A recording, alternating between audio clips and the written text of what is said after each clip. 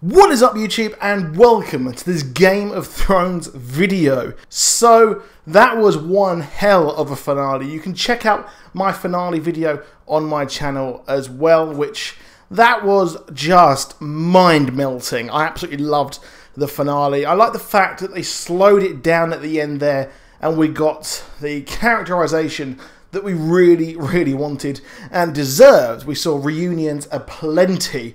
And I have to say, Max Landis made me laugh on Twitter when he showed his version of the script. It was like, I know you, I know you, I know you too, and things like that. So that was really funny. But check out that on my channel as well. But the biggest thing for me as a fan of the books of Jon Snow and the Targaryens was the fact that we got the Targaryen wedding we have waited so long for, or really, we waited for any kind of information on these, and that was Lyanna Stark and Rhaegar Targaryen. Now, we saw in a very, I don't think it meant to be funny or have some sort of humour or comedy, but we saw Samwell Tarly have a reunion with Bran Stark, and they met up, and he was like, oh, hello, and we had a very funny moment when he said, I know, oh, did you see that in a vision? When Bran was like, going on about Jon Snow. He's like, oh no, and he holds up the little bit of paper there, and then he also mentions the whole thing with being the three-eyed raven,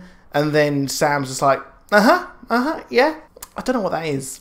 It just made me laugh so much, that bit there. I loved that moment between those two. But there was a gaping plot hole, in my opinion, or maybe not a plot hole, but the fact that Bran knew about Jon's sand, and it was Aegon sand or whatever, and the fact that, well, he was born in the Tower of Joy in Dawn, Jon Snow that is. However, the problem is that Bran Stark didn't actually realise that there was more to that story, and we had Gilly, however you pronounce her name. I know people are going to comment on that, I've done that wrong. But Samwell mentioned that, well, they were actually married. They had a secret ceremony.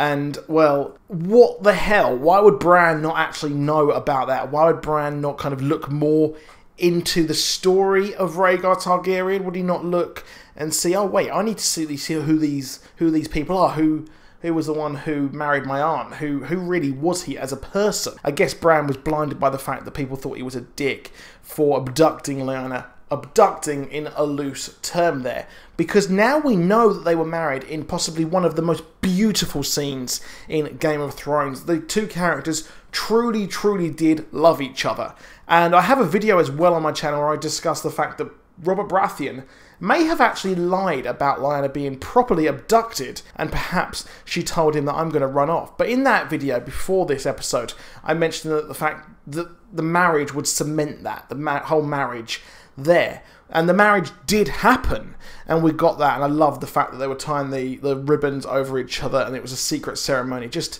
how many weddings are we going to see that's going to have that same aesthetic there? However, now we know the true name of Jon Snow. He is Aegon Targaryen, and he is the true heir to the throne. He would be Aegon Targaryen, and he would lead the whole of Westeros if it was not for good old Daenerys. So the true name Aegon Targaryen is a huge thing there, because his namesake Aegon Targaryen the first, he was Aegon the Conqueror. He was the one who united the kingdoms of Westeros. So that is quite a big part of this thing here, in the fact that, well, will the marriage change, will the Rhaegar Lyanna marriage change everything about the show to do with Jon Snow and Daenerys?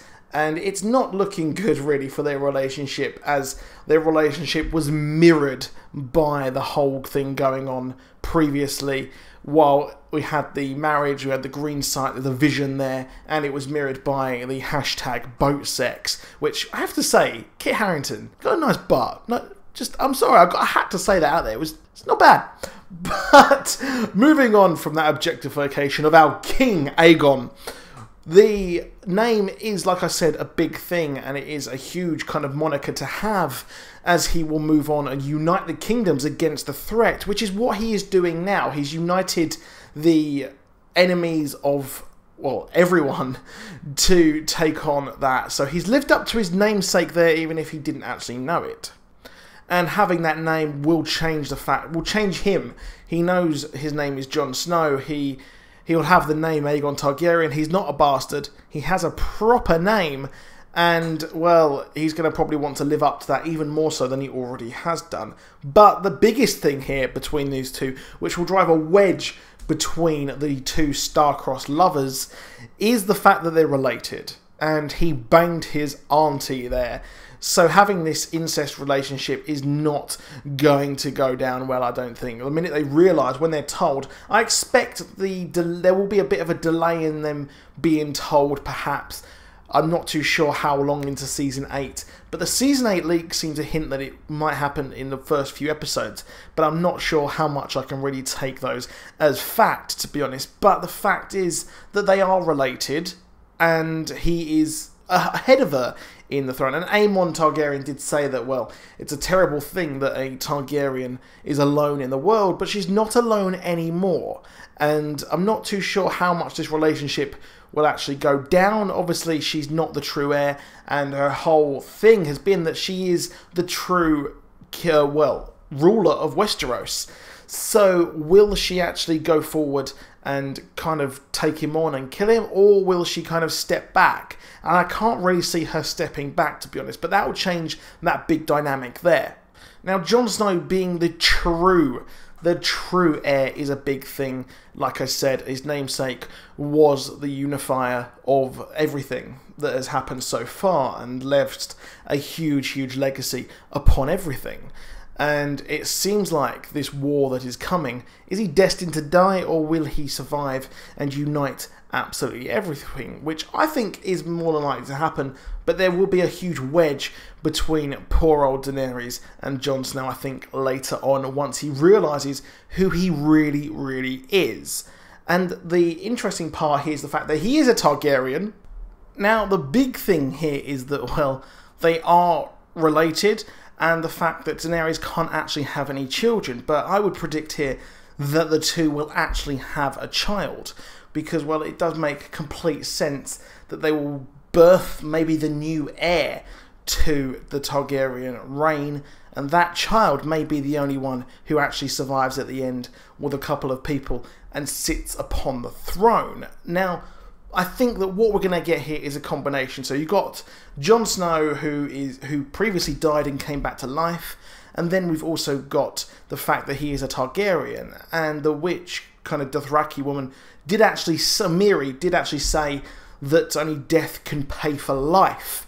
So the fact that Daenerys cannot have a child here is a big thing, and the fact that, well, death is the big part of this show, and that he's come back. So only he can go forward and have a child with her. But I'll kind of break out that theory and do a proper video on that whole thing and how that will happen. But I think that the Targaryen kind of blood and that will actually kind of fit moving forward. And we know that King's blood does have a huge thing there. And we know Melisandre was deeply, deeply involved with everything that has gone on, and with Stannis as well. She believed him to be the true king because he had King's blood in him, and we also have got now Jon Snow, who has King's blood in him. So will she double down on her efforts to get Jon Snow the true kind of way of being king, and will she help him a lot more than she had done before? Will she be a lot more